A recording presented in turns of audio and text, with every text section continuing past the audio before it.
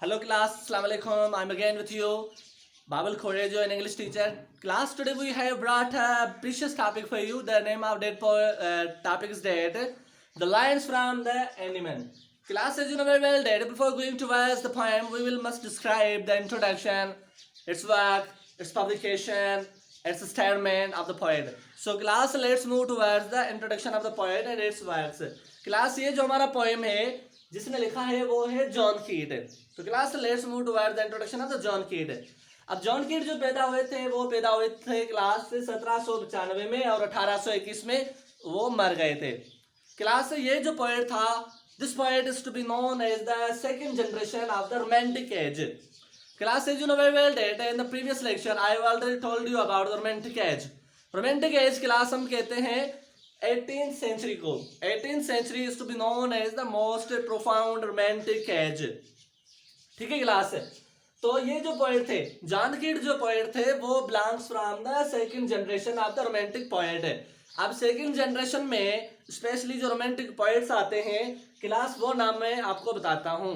तो let's move towards the romantic poets of the romantic century. So class 18th century जो है आपकी वो मानी जाती है romantic century, romantic age of the literature. So class romantic poet of the age are known as number 1 जो आपका है वो है आपका विलियम वर्ड्सवर्थ है। ठीक है क्लास, विलियम वर्ड्सवर्थ।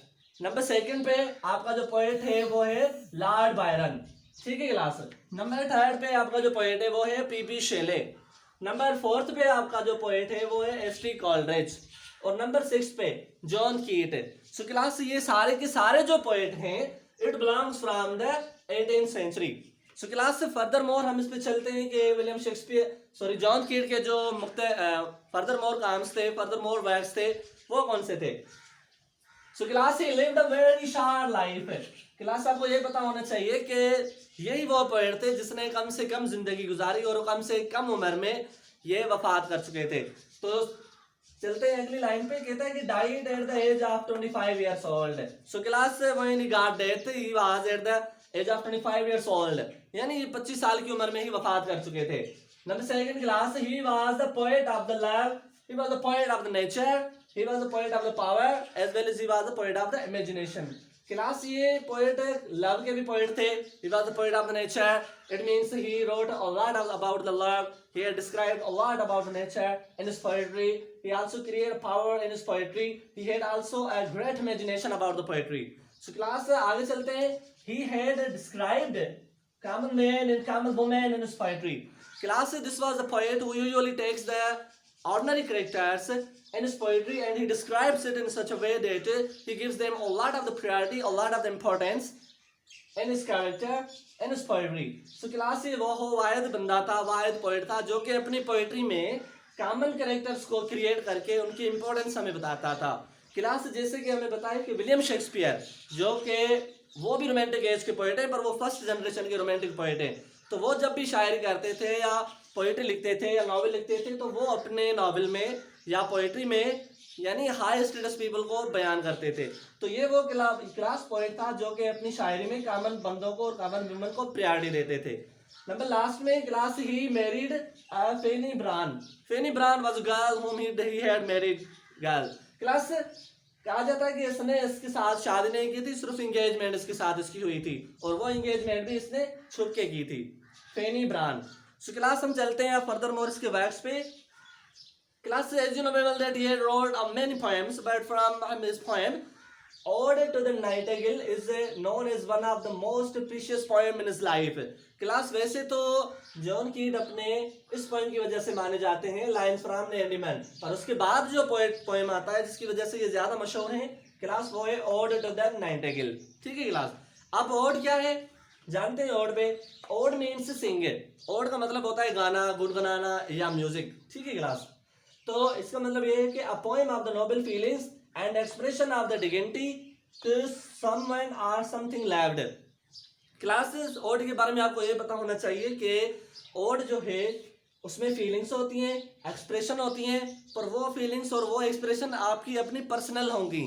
यानी अगर फॉर एग्जाम्पल आप किसी पंछी के बारे में बयान करना चाहते हैं उसमें आप अपनी फीलिंग्स देंगे, अपने एक्सप्रेशंस देंगे, ठीक है क्लास, अपनी क्वालिटीज देंगे और अपना फेनोमेना देंगे। तो ओड में ये होता है कि अगर आप किसी बंदे के बारे में उसकी तारीफ कर रहे हैं, या अपने प्यारे के बारे में तारीफ कर रहे हैं, या किसी चीज़ के बारे में, या किसी पंछी के बारे में, तो उसमें आपकी अपनी पर्सनल फीलिंग्स होंगी, इमोशंस होंगे, आइडियाज होंगे और थाट्स होंगे। तो class that is to be known as a ode, यानी इसमें क्या होता है, नोबल फीलिंग्स होती हैं, यानी प्यारी सी और यानी पाक फीलिंग्स एक्सप्रेशन होते हैं, dignity to someone or something loved, यानी if you are going to describe something some person or some bird, then you have to give your own ideas. Okay class, that's to be known as ode class. It is a kind of the poetry, ठीक है class further more John कीट अपनी lines की वजह से माने जाते हैं, जो कि इसकी मशहूर लाइंस हैं।